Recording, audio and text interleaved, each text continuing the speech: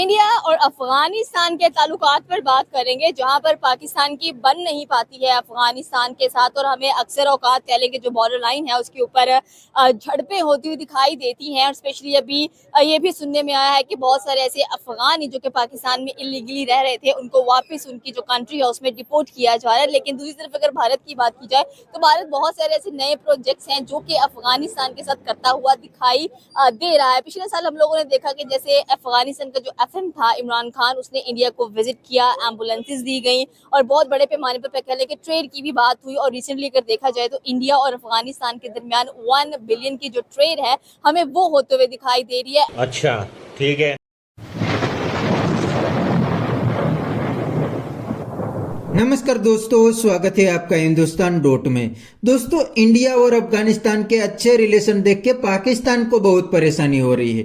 पाकिस्तान को लगता है कि इंडिया और अफगानिस्तान मिलकर पाकिस्तान के सामने साजिशी कर रहे हैं, लेकिन ये पाकिस्तानी भिखारियों को ये नहीं पता कि पाकिस्तान के सामने अब इंडिया क्या ही साजिश करेंगे। पाकिस्तान के पास क्या बचा है तो इंडिया साजिश करके पाकिस्तान को तोड़ दे।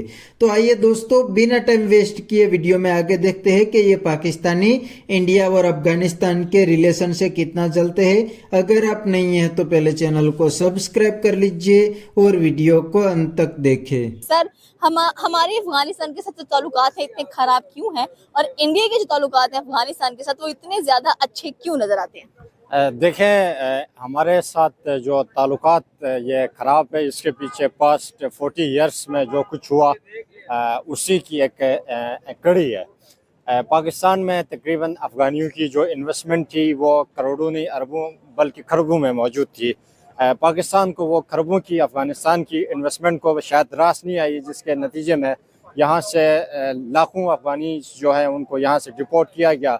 जो डिपोर्ट हुए वो अपने साथ अपनी प्रॉपर्टीज़ को लेके गए डिफरेंट तरीक़ों से। उन्होंने अपने यहाँ पर जितने बिज़नेस एसेट्स थे उसको फ़रोख्त किया, किसी ने बाद में तो किसी ने पहले डिफरेंट टैक्टिक्स से फ़रोख्त करके जो खरबों रुपया था पाकिस्तान के वो अफ़गानिस्तान मुंतकिल हुए, सेफली मुंतकिल हुए।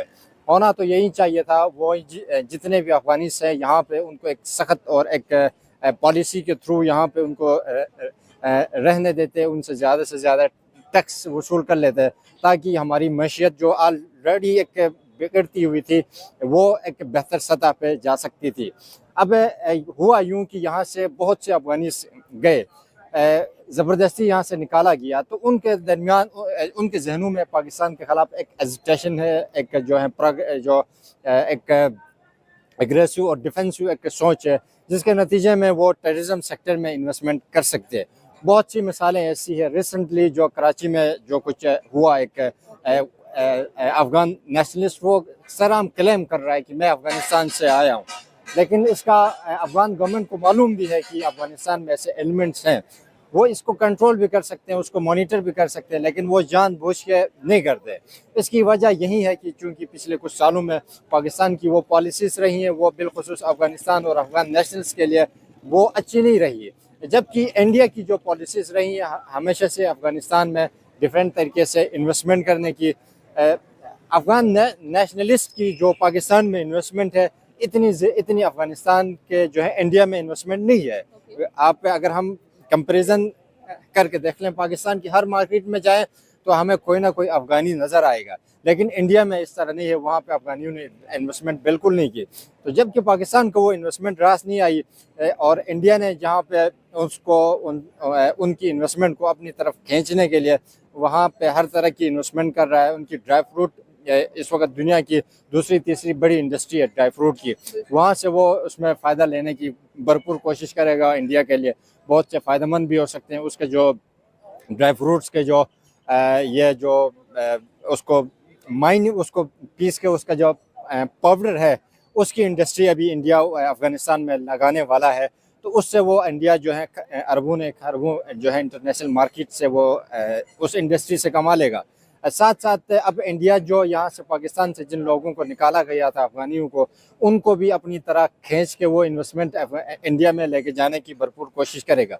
साथ जो इंडिया की जो माइनिंग इंडस्ट्री है दुनिया की सबसे या दूसरी तीसरी इंडस्ट्री है, जो उसमें अर्थ रेयर मिनरल्स हैं हर किस्म के, जो इलेक्ट्रॉनिक्स के लिए, जो वारफेयर मशीनरी के लिए, जो आईफोन की इंडस्ट्री के लिए हर किस्म की इंडस्ट्री में यूज़ होने वाला है।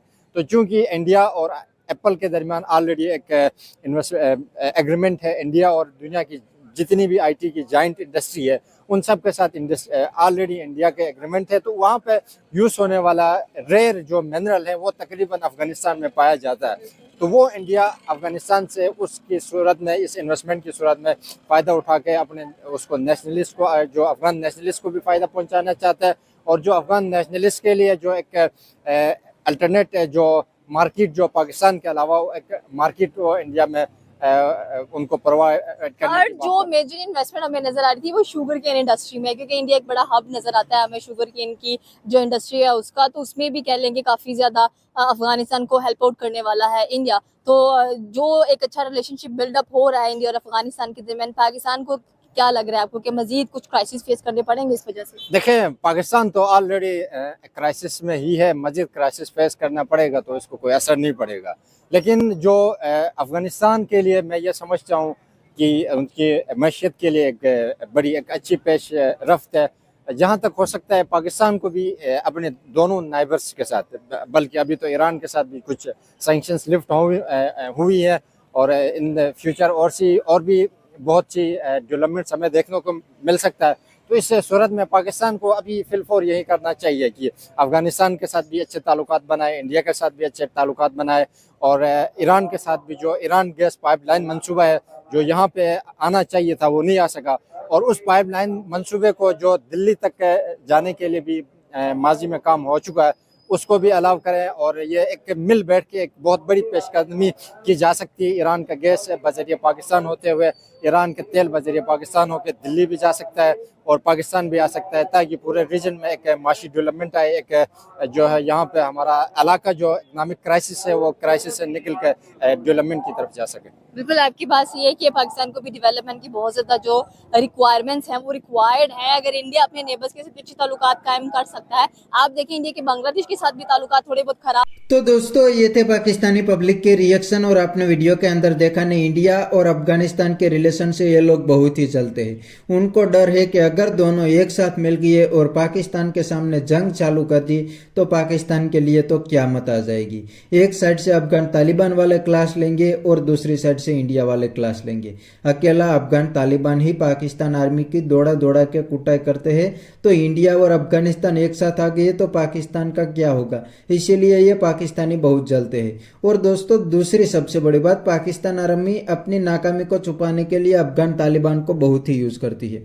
मतलब पाकिस्तान के अंदर कोई ब्लास्ट होता है या तो कोई हमला होता है तो पाकिस्तान आर्मी बिना सबूत अफगान तालिबान पे ब्लेम डाल देते हैं और बाद में अफगानिस्तान के अंदर एयर स्ट्राइक भी कर देते हैं।